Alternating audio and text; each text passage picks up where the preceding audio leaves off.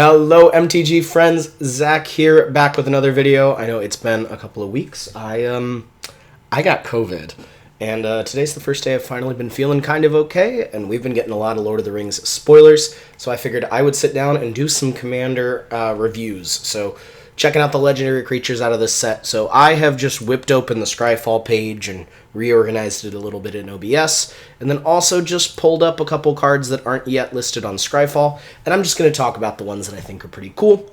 I'm going to skip over the ones that I don't really care about. So like Bill Fernie here, yeah, cool flavor. He's not going to be your commander. We're going to not worry about him. Bill the Pony, Bill, we're not playing him in Commander. We're moving on. All right. So let's go ahead and get right into things. I'm going to talk about the ones that aren't on Scryfall first, just to make my own life a little easier. So let's start with Shagrat, Loot Bearer. This was just revealed a couple hours ago. This is 2 black-red for a 4/4 legendary orc soldier. When he attacks, you attach up to 1 target equipment to it, and then you amass Orc's X, where X is the number of equipments attached to Shagrat. This is our first standalone Rakdos equipment commander ever. This guy just wants to be loaded up with equipments. So this seems like the perfect kind of deck for, what is it called? The one card that lets you really nicely turn, like, Bludgeon Brawl, all your stuff into a giant dude. Yeah, like, that card is phenomenal in this deck, where you just try and get, like, treasure or other various effects like that, and then you just load up Shagrat. It doesn't matter if you boost his power or not. You're just trying to make as big of an orc as you possibly can. Make that army. Things to note, since I haven't really talked about like the rules or anything for this Lord of the Rings set, amass is now errated to amass creature type, and then the sizing, rather than just being amass and you make a zombie. So in this set, you make orcs. The original ones from War of the Spark are going to be amass zombie, and then X, or the number. So basically, you're just going to make yourself a big orc army as you load up Shagrat with equipments. He's just going to be carrying all your junk, and you're going to get a nice big army for doing so.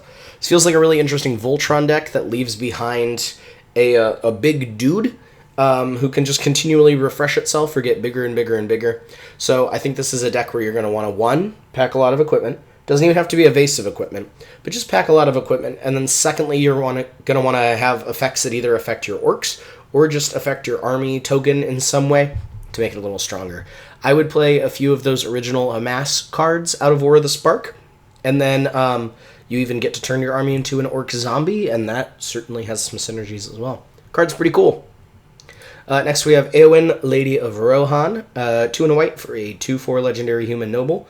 This is the uncommon version of her, so don't worry, we get a more exciting one. But, I mean, even on its own, really not bad.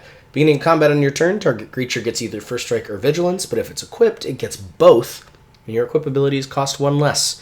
I don't have a lot to say about this card, but I think it's a really solid role player. I don't think you'll be playing this as your commander, but I think this will see some play in the 99 of some equipment decks. Next, we have probably the most exciting... Oh, that's too close. Be gone. Whew! Whew! We have Shelob, probably the most exciting, interesting, and unique card out of the set so far. I think this is probably going to be one of the top-built commanders as well. This is a 6-mana 8/8 with Death Touch and Ward 2. It's a legendary spider demon. Other spiders you control have Death Touch and Ward 2. And then whenever another creature dealt damage this turn by a spider you controlled dies, create a token that's a copy of that creature, except it's a food artifact with 2 sack, gain 3 life, and loses all other card types. Now, it keeps its name. It keeps its abilities. That's the important part here. So if you've got creatures with ETBs, you can, win with Shelob that way. This is another way to go infinite with Devoted Druid. Or you just target the best stuff your opponent has, using things like Thornbite Staff. Are going to be incredible ways of killing off anything that you want. Now, sure, you're not going to be able to swing with that thing, because it's a food. Shelob's hungry. But you can keep the best static effects on the board. You can keep the best activated abilities on the board, as long as you have a way to mana fix into them. You get the best ETBs or leaves the battlefield, and an easy way to sacrifice them. I think this card is ridiculous, and I think Shelob's going to be a big deal for Commander, and for Spider typal players all across the world. buddy of mine actually plays, I say a buddy of mine, Ryan, the other guy who makes content for this channel regularly, semi-regularly, his very first deck was a Spider Typal deck, and so Shelob, I imagine, is going to take the helm of that deck. This card's incredible. Elrond, Lord of Rivendell, is 2 and a blue for a 3/2 legendary elf noble. When he or another creature enters, scry 1. This is the second time this ability resolves. You get Tempted by the Ring. This card is just a really solid little role player in bouncy house decks. I am probably going to give this a try in my Lannis Cryptozoologist deck. I think this guy's just really interesting. Just being able to scry to the top of your deck as you're bouncing your creatures in and out of the battlefield is honestly really powerful. Lets you figure out what's there, what you want best, and I mean, getting to get Tempted by the Ring certainly doesn't hurt. You're not going to get tempted more than once a turn, but you only need to get tempted 4 times before your Ring Bearer is at max power here, so I think Elrond's a really nice way to enable that. And then lastly, we have Radagast the Brown from among the non-Scryfall thing here, and we're just going to get into the big template that way. 2 green for a 2/5 legendary avatar wizard. When he or another non-token creature enters the battlefield under your control, look at the top X cards of your library, where X is that creature's mana value. You may reveal a creature card from among them that doesn't share a creature type with a creature you control, put it in your hand, and the rest on the bottom in a random order. This card is nuts. I think this will probably see more play in either of the 2 Volo decks that are available, as long as you're 2 coloring in the second Volo deck that happens to be in green. But first Volo loves this. Honestly, this card's just really good in big beatdown decks. It's a really, really nice way to just kind of have a nice, friendly, big creature type matters, but not in like a typal way. So Radagast is going to do a lot of work there as long as you are playing lots of different creature types. And the fact that it cares about the mana value means big beatdown creatures, A+ from me. Again, this is one of those cards where I'm not really sure it's going to be amazing as the commander, but I think as a piece in the 99, Radagast does a ridiculous amount of work. Alright, let's get to the big Scryfall layout here. I'll click on each card individually so we can talk about them, and in some cases, look at the translation here. So, this one's one of the older cards that we've seen already. Aragorn and Arwen wed. Look at that beautiful art. Seriously, incredible. 6 mana, 3/6 Vigilance. When they enter the battlefield or attacks, put a 1/1 counter on each other creature you control and gain a life for each other creature you control. This is one of the cards out of the starter deck, and whew, that is a very strong starter deck card. 6 mana is a lot, and just getting a 3/6 out of it is one thing, but on cast, you get a 1/1 on everything, and you get a life for every other creature you control too, and I think as long as you're going wide, this card is going to supply you with so much power for your whole board and grow so quickly. Alright, we have Aragorn the Uniter next. This is... Ooh, I hadn't seen that art yet. That's ridiculous, and I've seen this one. All 3 arts are phenomenal, but I love this border. Anyway, our newest 4-color commander. Aragorn is red, green, white, blue for a 5/5 legendary human noble. When you cast a white spell, you make a 1/1 human. When you cast a blue spell, scry 2. When you cast a red spell, deal 3 to target opponent. When you cast a green spell, target creature gets +4/+4 until end of turn. Sure, you could play this as a toolbox deck. Or you could even play this as a multicolor deck. You know, you cast a 3-color creature, you're getting 3 of these abilities triggering. Aragorn is really, really good at that. But I am a truly janky, horrible, awful, optimized player. And I looked at Aragorn and went, ooh, Food Chain with Squee. Wow, that's busted. And then I looked at it again and went, ooh, Dockside loops. That's busted. Basically, if you can loop a red creature like you can with Food Chain loops and with Dockside Extortionist loops, you just win the game. This card is absolute fire. Don't sleep on Aragorn. He's really powerful. Alright, we have Arwen Sterblich Kong... I don't speak German, I'm sorry. Arwen Mortal Queen. She is 1 green and a white, legendary elf noble. She enters with an indestructible counter on her. And then for 1, and removing that indestructible counter from her, another target creature gets indestructible until end of turn, and you put a 1/1 counter and lifelink counter on that creature, and a 1/1 counter and a lifelink counter on Arwen. This seems really powerful. If you can proliferate it, this gets especially nuts, and green is pretty good at proliferation as a repeatable method. But just on its own, it's already a really nice protection piece. You give up her permanent indestructibility, but you are going to be protecting a different creature, and then both Arwen herself and the creature she's protecting get a permanent power-up. Really interesting, cool card. 3 mana seems pretty reasonable for this rate as well. This card's going to be a house in draft, which is why it's a mythic. Cool card. We have one of the funniest, flavorful, coolest guys here.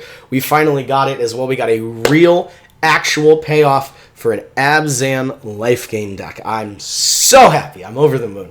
Been waiting for this forever, to the point where I have a completely different Abzan deck now. But I'm tempted to build this. It is white, green, black for a 2/3 legendary halfling rogue, Mr. Bilbo himself. If you would gain life, you gain that much life plus 1 instead. And then for 2, and then Abzan, tap and exile Bilbo, birthday celebrant. Search your library for any number of creature cards. Then put them onto the battlefield and shuffle.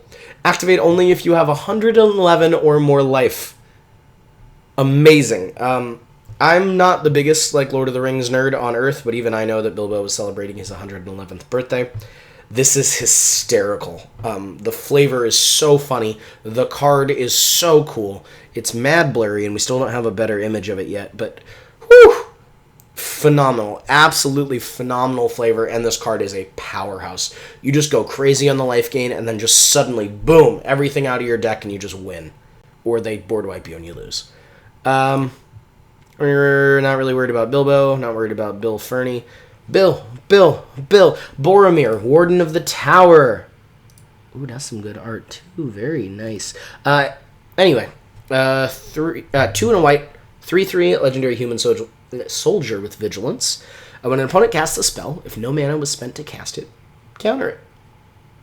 Only opponents. You can still use yours.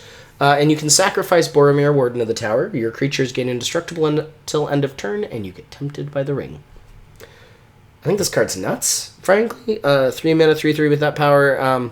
The fact that this is just in white is really nice because we have that Lavinia with a similar effect. But having that sacrifice outlet on it is really crazy. What a nice little outlet there. It's got some political power as well, where if something's going really horribly wrong, and somebody else has a free counterspell that they can't get through Boromir, you can just sacrifice them as long as they tell you. You have that option now. And I think it's just a really nice little hate bigger than a bear. Cool card. I'm going to have to give this a try in a couple decks, I think. Alright, Butterburberry Innkeeper is really fun to say. Makes you food on your end step. I'm not building this as a commander. Eomer, Marshal of Rohan. Let's talk about him real quick, but I don't have a lot to say about Eomer. He is a 4/4 for 4 legendary human knight, so 2 red. He has haste, and when one or more other attacking legendary creatures you control die, untap all creatures you control, you get an additional combat phase, but it only works once each turn. I think this is a pretty interesting card, because, again, probably not going to be your commander, but if you have a way to repeatedly, not even repeatedly, but just once a turn, keep a legendary creature dying and maybe even coming back, you just get yourself a free bonus combat out of that, and I think that's pretty nice. As I mentioned, there's another Eowyn. Here she is. This one's nuts as well, frankly. Eowyn, Fearless Knight, 2 red-white for a 3/4 legendary human knight with haste. When she enters, exile target creature an opponent controls with greater power. Your legendary creatures gain protection from each of that creature's color until end of turn. That creature ain't ever coming back. It's gone. I think this card's a really cool little piece. I don't think this is your commander, but I do think that if you're in a Flicker-friendly deck that has red and white colors in it, Eowyn is going to absolutely wipe the board. Sure, she can't get rid of the dinky 1/1s, but do you really need to? This gets rid of all the big threats. Instant, endless exile, and then all of your creatures get to smash through. I think this card's really cool. And then our third Eowyn, Shield Maiden. This is the face of one of the commander decks. She is a 2 blue, red, white, 5/4 with first strike. She's a human knight still. At the beginning of combat on your turn, if another human entered under your control this turn, create 2/2 red human knight creatures with trample and haste. If you control 6 or more humans, then also draw a card. Whew! Eowyn's really cool. Really powerful. She, on her own, is a 5 mana 5/4 with first strike, who, if you've managed to get any other human onto the board, generates an additional 4/4 of stats with trample and haste instantly, and then maybe even draws you a card. Eowyn seems incredibly powerful for a human tribal deck, and I think she's right in the right colors for a human tribal deck anyway. Eowyn seems absolute gas, and is the head of a commander deck. Very generic, but again, she's the face card. They tend to keep the face cards pretty generic. We're going to quickly talk about Fangorn, not because I want to play him, because I think he looks cool. He is 4 green for a 4/10 legendary tree folk that gives your tree folk vigilance. Whenever one or more tree folk you control attack, add twice that much green, and you don't lose your unspent green mana as steps and phases end. This is just a really interesting, I mean, not even interesting, but just pretty powerful tree folk commander. Ramps pretty hard, but I mean, he kind of has to, as he himself is 7 mana. Seems interesting as a mono green choice here. Cool card. We have Faramir, Prince of Ithilien, which I think is one of my favorite cards out of the set so far. I'm really excited to give this card a try in my Pramicon deck. He's a 3/3 for 2 and a white and a blue for a legendary human noble. Beginning of your end step, choose an opponent. Beginning of that player's next end step, you draw a card if they didn't attack you that turn. Otherwise, make yourself 3 1/1 white human soldier creature tokens. So basically, you either choose somebody who you're certain isn't going to attack you, so you get to rip a card off the top, or if they are still attacking you anyway, because you're probably a threat, yeah, you get yourself 3 1/1s. Like, you get some blockers, you get some tokens. Seems like just a really nice little value engine, and you win no matter which option gets chosen. As I mentioned, I want to kind of slot this into Pramicon, because that way I can kind of guarantee myself a card as long as Pramicon is safe. But overall, I think this card's just really interestingly designed, very political, very fun. We have Frodo, the Adventurous Hobbit, so not even one, just white and a black, 1/3 Halfling Scout. He partners with Sam, Loyal Attendant, so this is out of the commander decks here, obviously. He has Vigilance. If he attacks, when he attacks, if you gain 3 or more life this turn, the ring tempts you. And then if he is your ring bearer, and the ring has tempted you 2 or more times this game, you get to draw a free card. This card is really boring. It's good. It's efficient. It's pretty powerful. It's boring as sin. It is basically just, did you gain a little life this turn? AKA, did you crack a food with Sam, who I'll pull up now just so you can take a quick peek at. I'll talk about him in a second. Yeah, the ring tempts you. You pick Frodo as your ring bearer, and you've been tempted a couple times already. Great, get a free card. Sam, 1 green, white, 2/4, partners with Frodo. Beginning of combat, make a food. Your foods now cost only 1 mana to crack. That's it. I love them. They're really, the art's great. Sam is the bestest. But man, they're just really simple. Kind of boring food, life gain. Bilbo's way cooler for life gain, I think. But yeah, they sure are good. It's a good little payoff. Draw a card. I'm just not that excited about them both, you know? Here's a different Frodo. White and a green for a 1/3 Halfling Scout. If Frodo or another legendary creature enters the battlefield under your control, the ring tempts you. Frodo is your ring bearer. It must be blocked if able. And remembering that the ring itself gives things skulk, it means all the little stuff has to block Frodo, and none of the big stuff can see him anyway. Card's kind of weird, honestly. That art is fire, though. Whew! Great stuff. Very good, very good. Hi, Frodo. Yeah, just not a very exciting card. Kind of goes antithetical to what the ring actually is after, but yeah, sure. Here is Frodo, Determined Hero, 1 and a white. 2/2, Halfling Warrior. When he enters the battlefield or attacks, you can attach target equipment you control with mana value 2 or 3 to Frodo. If it's your turn, prevent all damage that would be dealt to him. Card's pretty cool, actually. I like this one as well. As long as you are not playing Hammer Time, because Hammer Time only costs 1, this is like a sort of X and Y commander, and I think that's pretty cool. You just go mono white, Voltron the shit out of your commander. Frodo seems pretty awesome in that regard. I like him. Good stuff. And then we have yet another Frodo. We have Frodo, Sauron's Bane. Single white mana for a 1/2 Halfling Citizen. For 2 either white or blacks.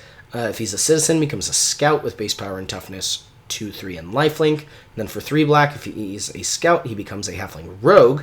So whenever this creature deals combat damage to a player loses the game if the ring has tempted you 4 or more times this game. Otherwise, the ring tempts you. This is certainly an interesting way to just murder an opponent very quickly. I don't know if I would say easily, but very quickly, because it does not seem hard to make the ring tempt you 4 times. Yeah, interesting little card. Another one of the commander deck cards. It's Miss Galadriel, Elven Queen herself. She is a 4/5 for 2 green-white. She's a legendary elf noble. Will of the Council. Beginning of combat on your turn, if another elf entered, starting with you, each player votes for Dominion or Guidance. Dominion gets more votes, the ring tempts you. And put a 1/1 counter on your ring bearer.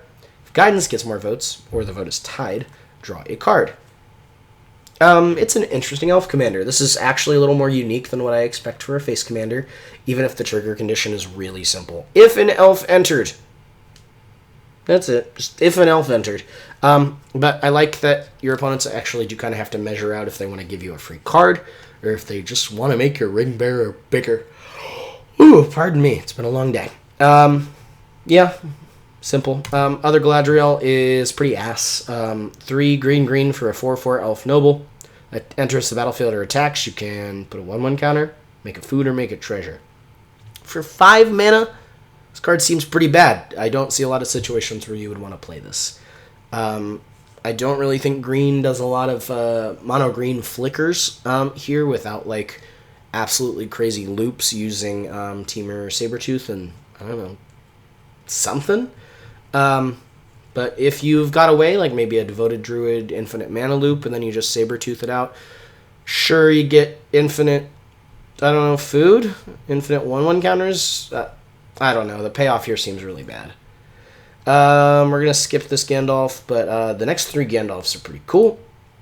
Gandalf the Grey is definitely the worst of the bunch, but this deck screams to be played with Displacer Kitten. So when you cast an instant or sorcery... first, 3 blue, red for a 3/4 legendary avatar wizard. You cast an instant or sorcery spell, you choose one that you haven't chosen ever. Like, you can't reset this without flickering or returning Gandalf in some way. So you can tap or untap a permanent, you can deal 3 damage to each opponent, or you can copy an instant or sorcery spell you control and get new targets for it. Or you can put Gandalf on top of its owner's library. So the next time you draw, you get yourself that guaranteed... Ooh, that's gorgeous. Get yourself that guaranteed Gandalf, put him back out, and start doing it again. As I mentioned, I think this is way better with Displacer Kitten as a way to just start pinging your opponents and flickering Gandalf every time so you have all options open to you at all times. What's also cool about that last ability is that it's technically protection for Gandalf as well. Just, being able to cast an instant or sorcery when your opponent's trying to, like, wipe the board or kill Gandalf, you can just tuck him back on top of your deck. It's pretty spicy. Gandalf the White is 3 white for a 4/5 legendary avatar wizard. He has Flash. He gives your legendary spells and artifact spells Flash, or at least lets you cast them as if they had it. And then it has a kind of Panharmonicon-y effect here, which is really good as well. Oh my god, look at that art. Whew, Lord. They are doing some amazing things. There's a play promo version too. Gorgeous. Yeah, if a legendary permanent or an artifact entering or leaving the battlefield causes a triggered ability of a permanent you control to trigger, you double it. This card's nuts. Oh my god. Really, really powerful, really phenomenal card. I need this immediately for Raihan and Yoshimaru. This seems incredible in the legendary tribal like that. Very, very powerful effect here. Watch this guy. He's going to be crazy. And then other Gandalf White Rider. 3 and a white for a 3/3 legendary avatar wizard. Vigilance. When you cast a spell, your creatures get +1/+0 till end of turn and scry 1. Then when he dies, he shall return in 5 dons. Yeah, awesome. Very cool. Goes 5th from the top. So, yeah, this is just go absolutely crazy wide and then just start casting spells to make your team huge. Really fun. Really cool card. I really like Gimli, Counter of Kills here, not just because it's really funny because of the Legolas as well, which we'll get to in a bit, but also just really solid. He's a 4/3 for 4, 3 and a red for a Dwarf Warrior with Trample. When a creature an opponent controls dies, he pings him for 1. I am probably going to try this out in Torbrand because bolting your opponent every time one of their creatures dies seems real good. Let's see. This Gimli is not... we'll talk about him real quick. 1 red, green, 3/2 Dwarf Warrior. He is indestructible as long as 2 or more creatures died under your control this turn. When When another creature you control dies, put a 1/1 counter on him. For the third time, he fights up to one target creature you don't control. So basically, 2 times, he's indestructible. Third time, he just batters somebody and cannot die in response to it. I don't think he's, like, amazing or anything. Honestly, kind of weird that it's Gruul Sacrifice, almost. Gruul Aristocrats. I don't know. Card's kind of cool. Grows pretty quickly if you've got, like, a Sacrifice outlet or something, but yeah. Gloin Gesdanter, Gloin Dwarven Emissary is probably what this card is going to be called. It's a 3/3 for 2 and a red, Dwarf Advisor. When you cast a historic spell, create a treasure once each turn. Tap and sack a treasure to goad target creature. I like that he's a Dwarf Emissary, but then he walks in and he's like, hey, fuck you. Absolutely fuck you, die. Get out of here. And then that person just gets really mad and goes and attacks someone else. I think that's hilarious. What a great Emissary. Have some gold. Go fuck that guy up. It's incredible. This guy's actually really important. Golem, Patient Plotter. Hey, there we go. That's the art I need to get for this one. Dominic Mayer killing it again. Anyway, 1 and a black, 3/1 halfling horror. When he leaves the battlefield, you get tempted by the ring, and then for a black and sacking a creature, you bounce him from your graveyard to your hand at sorcery speed. This card really creates some powerful, powerful loops. Hey, puppy, what's up? My dog just strolled in the room. Oh, you can see a little bit of his ears. Come here, bub. Can you come say hi? Come on up. Come on. Come say hi. You can stand up. Come on. Come say hi to YouTube. Hi. Here. Oh. He's a big boy. There we go. Can you come say hi?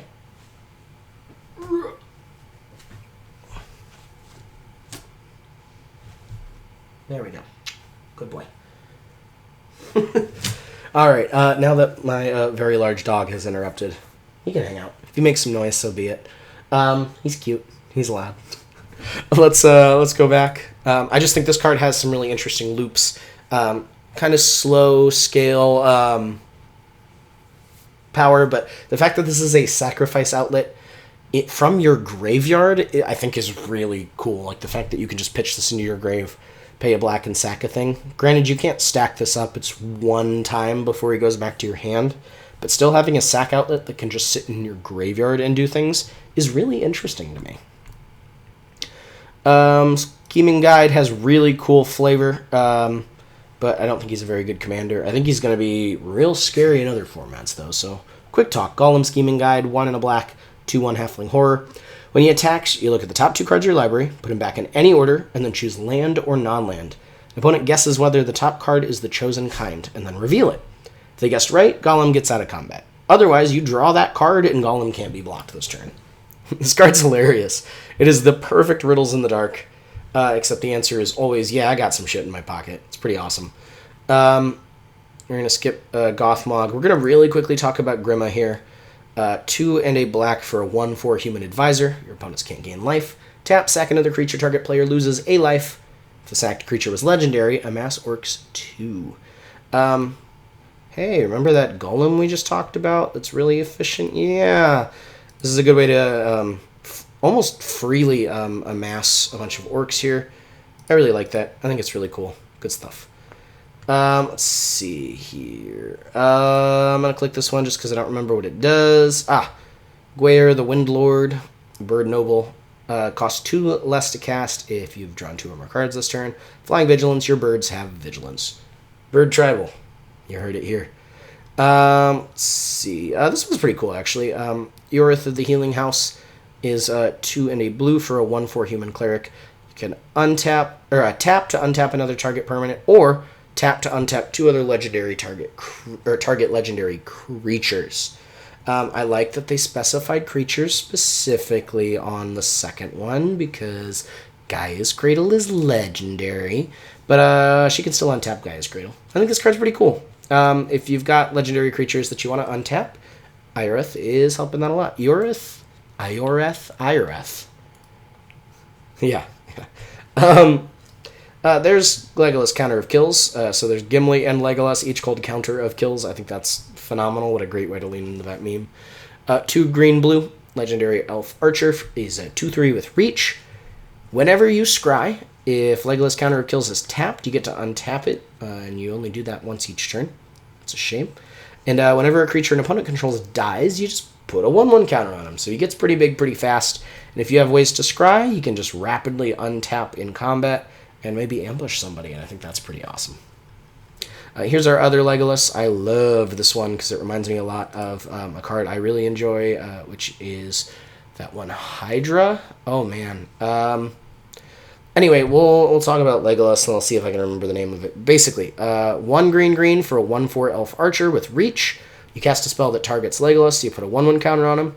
Whenever you cast a spell that targets a creature you don't control, Legolas deals damage equal to its power to up to 1 target creature. So I love that. If you target him, he gets bigger.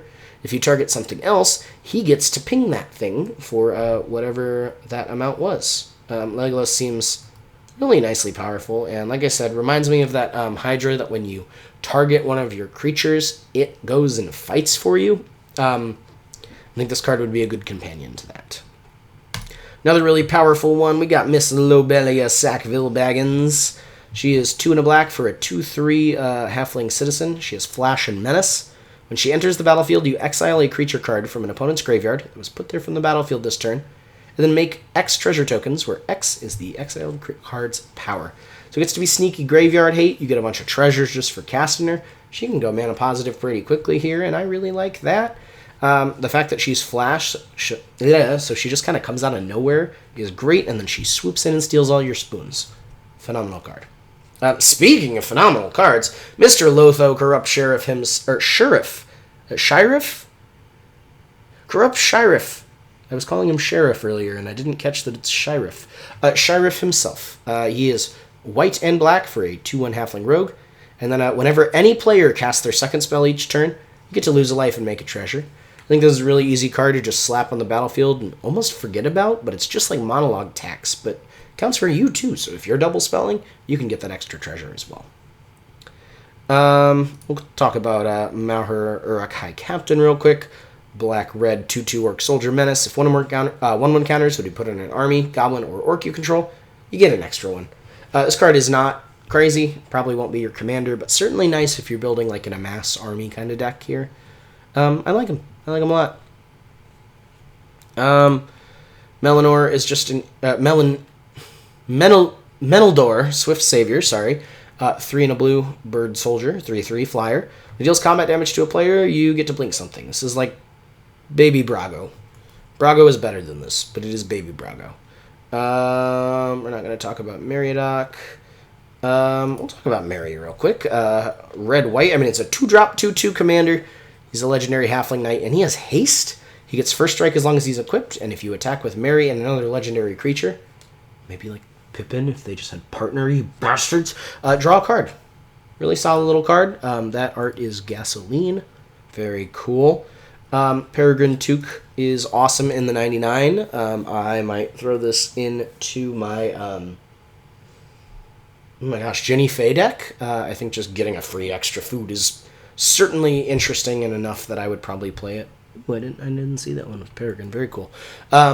So yeah, 2 and a green, 2/3 halfling citizen. If 1 or more tokens would be created under your control, those tokens plus an additional food are created instead, and you can sack 3 foods to draw a card.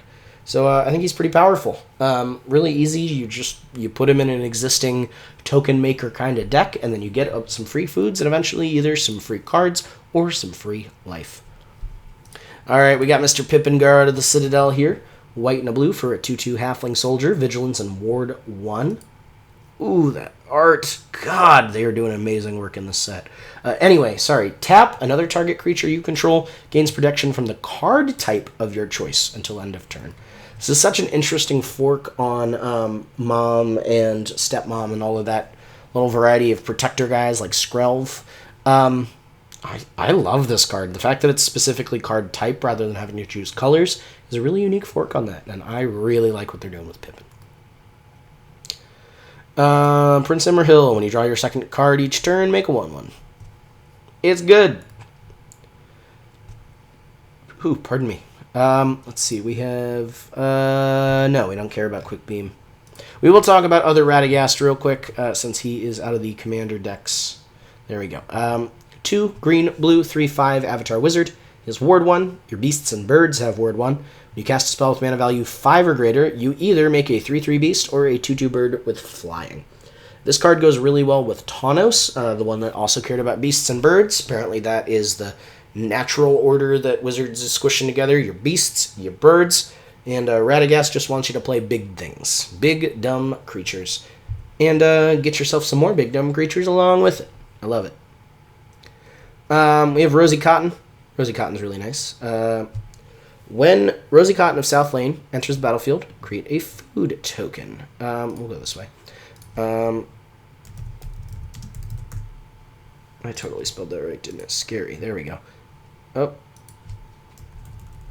Let's, yeah, we'll talk about Rosie in a second. But I gotta find the card that combos with her as an infinite combo here, because I think that's important to talk about. There it is, Scurry. It was just the actual spelling of Scurry. Wow. I thought it was fancy or something. Rosie Cotton. 2 and a white for 1/1 halfling peasant. When Rosie Cotton of South Lane enters the battlefield, you make a food. Whenever you make a token, you put a 1/1 counter on target creature you control other than Rosie. Seems really simple, doesn't seem all that crazy. And then you look at Scurry Oak over here. 2 and a green, it's a regular tree folk, 1/2 with Evolve. When 1 or more 1/1 counters are put on Scurry Oak, you may create a 1/1 green squirrel creature token. Whenever you create a token, put a 1/1 on target creature you control other than Rosie. So you put one on Scurry Oak, you make a token. Hey, Rosie sees you made a token. You put a 1/1 counter on anything. Oh, we'll put it on Scurry Oak. Oh, well, I put a 1/1 on Scurry Oak, so I will go ahead and make myself a squirrel. Oh, well, I've made a squirrel, so I get to put a 1/1 on something, and you just go infinite. You have an infinite squirrels. If you have a haste enabler, that just wins the game on the spot. Rosie Cotton is not going to be your commander for this combo, but certainly incredibly playable. That's shockingly powerful for an uncommon here. We already talked about Sam earlier, but let's talk about other Samwise. Whenever a non-token creature enters the battlefield under your control, you make yourself a food and sack 3 foods to return target historic card from your graveyard to your hand. Oh, that is beautiful as well. Look at the colors on that. Amazing, Marco Menov. Amazing. I love Samwise. I like that he's a 2/2 for 2 again. Like, they did a great job with all of the hobbits, getting them as low-cost bears almost. But I just love that, you're getting creatures on the board, you make yourself food, and then your foods are going to revive historic cards. Samwise is caring about telling his stories, because that's what he does. Phenomenal card, phenomenal flavor. I like Samwise the Stout-Hearted as well. 1 and a white for a 2/1 with Flash. When he enters, choose a target permanent in your graveyard that was put there from the battlefield this turn. Goes right back to your hand and lets the ring tempt you. Oh, boy does it. Look at that. Beautiful. We have Saruman of many colors. Or just dark colors right there. But if you look at these beautiful arts, he's got the many colored robes on here. Looks incredible. It's phenomenal work from everybody who... Oh, man. There's 4 arcs, and they're all great. Ugh, you guys are amazing. Anyway, 3 and Esper, so white, blue, black. 5/4 legendary avatar wizard. He has Ward, discard an enchantment, instant, or sorcery cards. That's wild. When you cast your second spell each turn, each opponent mills 2 cards. When one more cards are milled this way, exile target enchantment, instant, or sorcery with equal or lesser mana value than that spell from an opponent's graveyard. Copy the exiled card and cast it for free. So the wording has been throwing people off a little bit, so let's break it down. You cast your second spell each turn. This card's still on the stack here, but each opponent's going to mill 2 cards. If you do successfully mill an opponent, you get to choose an enchantment, instant, or sorcery with equal or lesser value than the mana value of the spell that you cast. And then you get to cast the copy for free. I like that you get to hit enchantments as well, so like you can even hit sagas. I think that's really cool, getting a permanent off of it rather than just hitting instant or sorceries. Saruman seems really cool.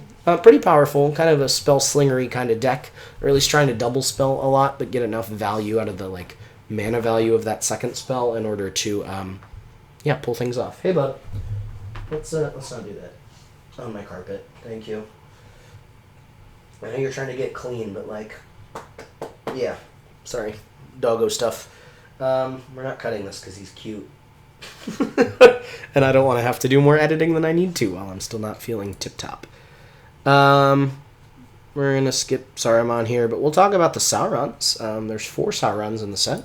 Sauron, Lord of the Rings, is from the commander sets and is one of the face commanders of said set.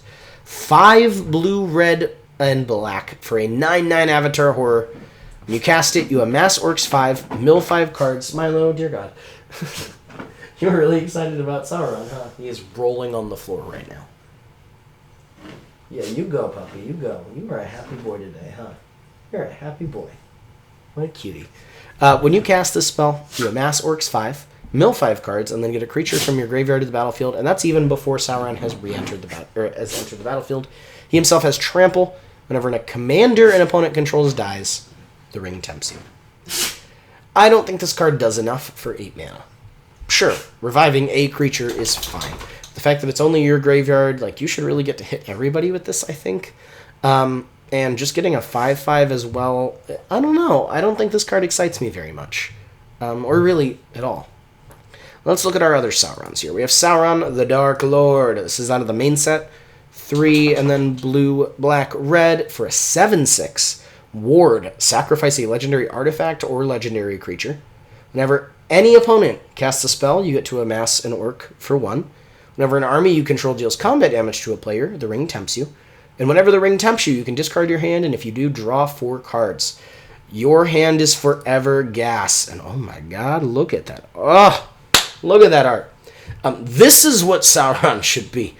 He's hard to target and hard to kill. Huge body.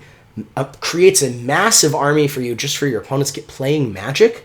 And then you're getting tempted with the ring, and you're keeping your hand full because, frankly, you empty your hand, and then you hit somebody with an army and draw 4 more cards. This card is phenomenal. We have the starter deck Sauron, Sauron the Lidless Eye. 3 black, red for a 4/4 Avatar Horror. When he enters the battlefield, gain control of target creature and opponent controls until end of turn.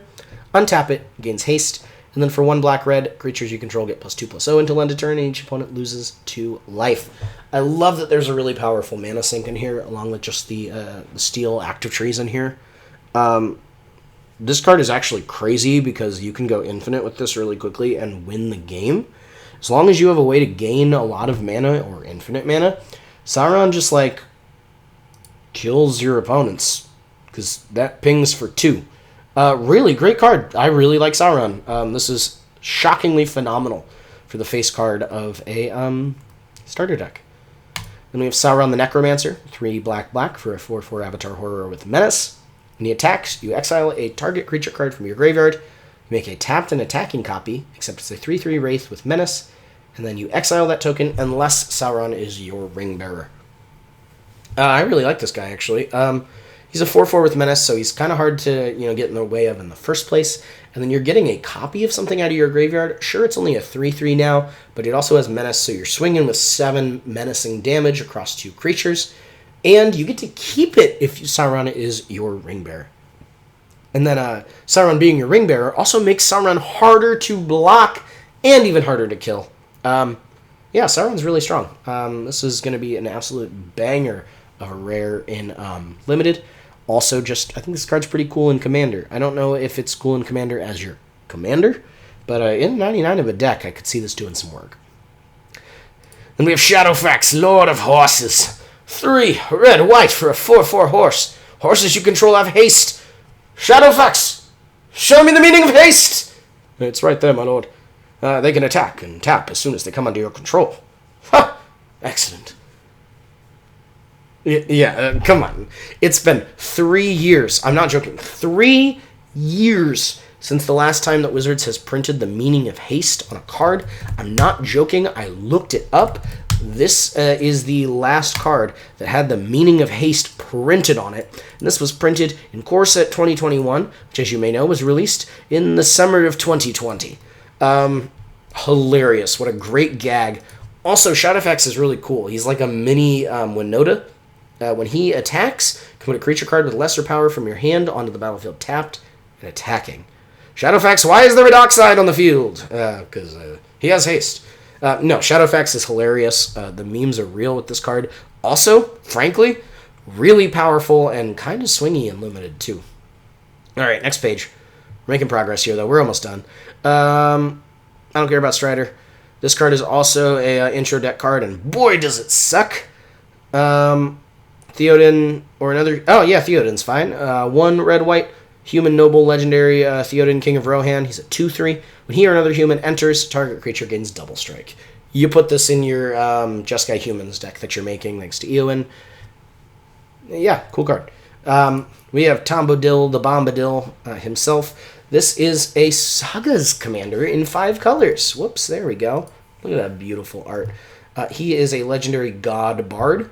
As long as there are 4 or more lore counters among sagas you control, he is hexproof and indestructible. When the final chapter ability of a saga you control resolves, you reveal cards from the top of your library till you reveal a different saga. Put that card onto the battlefield, and the rest go onto the bottom of your library in a random order. This ability only triggers once each turn. So it's like a never-ending story almost. As long as you have 1 saga ending each turn, you're getting a new saga for it. And if you have ways to shuffle stuff from your graveyard into your deck, you can just keep that value train running. Tom Bombadil, Mr. Bombadil himself seems really powerful. I'm probably not going to build this card because I already have a 5-color deck, and this deck kind of builds itself. You just play all the good sagas, but he sure is cool. I like him a lot. All right. Let's see. We have the Witch King, Bringer of Ruin here. When he attacks, defending player sacks a creature they control with the least power among creatures. Yeah, cool. 6 mana. Nope. We have the Witch King of Angmar. 3 black for a 5/3 legendary Wraith Noble. Whenever 1 or more creatures deals combat damage to you, each opponent sacrifices a creature that dealt combat damage to you this turn, and then the ring taps you. You can make him indestructible by just discarding a card, and then he gets tapped. Card's pretty cool. Again, probably not a card that I'm going to play as my commander, but certainly a card that's going to make a mega splash in a couple formats, I think. This card seems a little spooky. And then also just disincentivizing attacks certainly doesn't hurt.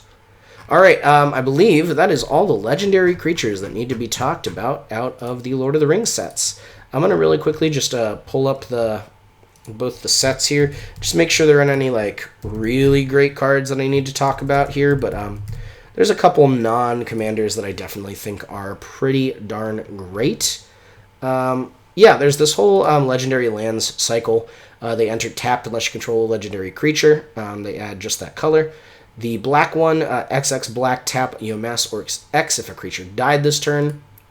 The, let's see, I think the red one is probably next. We'll see if I find it. But the red one, you tap it, exile 3 cards from your graveyard and make, 2 treasures? And I think it costs like 2-3 mana to do. The white one, for 2 and a tap, you get to draw a card if 2 or more creatures have attacked this turn. The green one, if you control a legendary creature, you can tap it and pay a bit of mana to make a food. And then the blue one, scries 2? Something like that. There we go. Oh, no, that's not it. There, yeah. 1 and a white, draw a card. Yeah, okay, cool. Mine's Moria. 4 mana, exile 3 cards from your graveyard, create 2 treasures. We're good. Oh, there's also Mountain Doom. This is joins a very exclusive club of lands that are printed at Mythic Rare when they were first printed, so that's kind of cool. Tap, pay a life, add a black or red. 1 black-red, tap, deals 1 damage to each opponent. 5 black-red, sack Doom and a legendary artifact. Choose 2 creatures, destroy the rest at sorcery speed.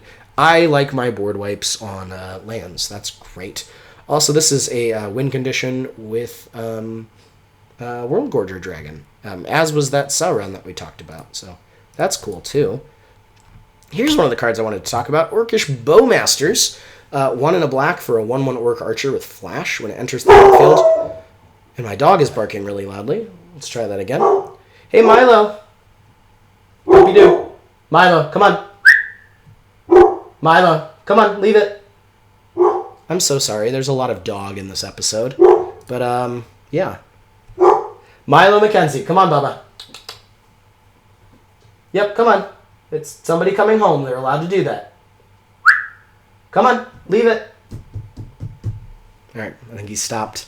Please enjoy the inordinate amount of dog in this episode. I usually put him away before I record, and I didn't today. I'm paying the price. It's okay. He's still cute, so it's fine. All right.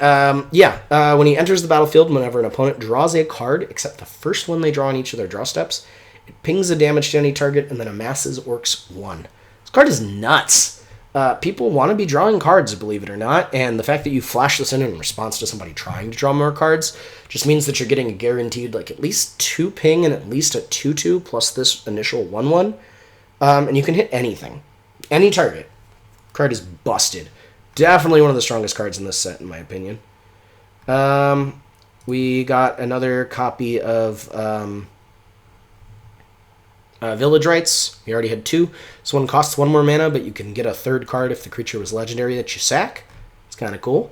Mirkwood Bats is crazy, especially as a common. I mean, look at the pre-order price on that. Almost $3 each. It's a 2/3 flyer for 4. When you create or sacrifice a token, each opponent loses a life. That's why it's expensive. It's very, very good. Lost to Legend is a cool way to tuck some stuff. Put target non-land historic permanent from its owner's library 4th from the top. This card is funny. That's all we're going to talk about with it. The card is funny. This card is great. 6 green, can't be countered. Draw cards equal to the greatest toughness among creatures you control. Put any number of creatures from your hand onto the battlefield. Yeah, that thing's wild. Really great card. We saw a legendary instant. Our first ever legendary instant.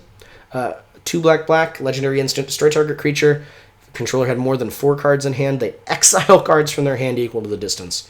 Card's really mean. I like it a lot. A Horn of Gondor is like a human's Krenko that can't be your commander. Grond! Great Hall of the Citadel is a land. You tap it to add a colorless, or, for 1, you can tap it, add 2 mana in any combination of colors, only to cast legendary spells. I really like this card. I think this is great in 2+ colored commander decks, especially that need a little like budget option here. We got a cute little Golem's Bite here. It's a solid little removal piece. Gives a creature -2/-2 for a single black, and then later you can exile it to get tempted by the ring. Certainly kind of nice. I like it. Let's see. Any other good ones? There's at least one more good one that I can think of, but I gotta find it. There it is. Flowering of the White Tree is one of the most busted cards printed in this set. Oh my god. White for a legendary enchantment. Your legendary creatures get +2/+1 and have ward 1. And then all your non-legendary creatures get +1/+1. This card is insane. This is the best Anthem that has ever been printed. It's not limited to color. It's only 2 white pips to play. And your legendary creatures are getting protection and a big power and toughness boost. Flowering of the White Tree is one of the best cards printed in this set. This card is nuts. Do not sleep on the Flowering of the White Tree. Seriously, great. Really great card. That thing's wild. We have Fires of Mount Doom. It's a legendary enchantment. When it enters, it pings a creature for 2. You destroy all the equipment attached to it. 2 in a red, you can exile the top card of your library. You may play it this turn, and when you play a card this way, Fires of Mount Doom hits everyone for 2 damage.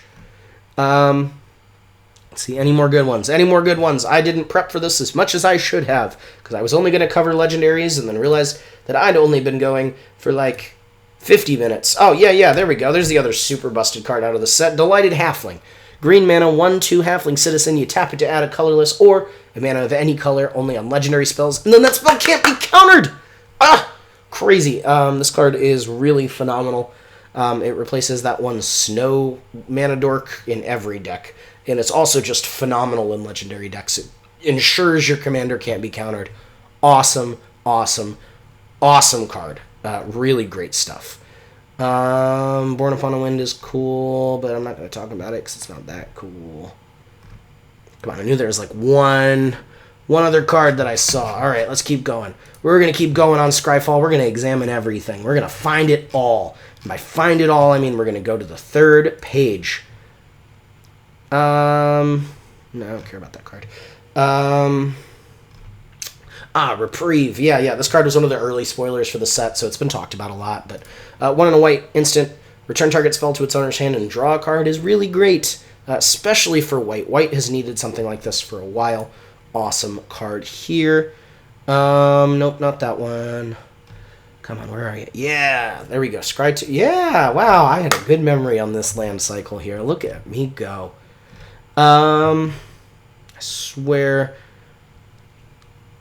Oh yeah, Shadow of the Enemy is great. 6 mana, so 3 black. Sorcery, exile all creature cards from target player's graveyard. You can cast spells from among those cards for as long as they remain exiled, and mana of any type can be spent to cast them.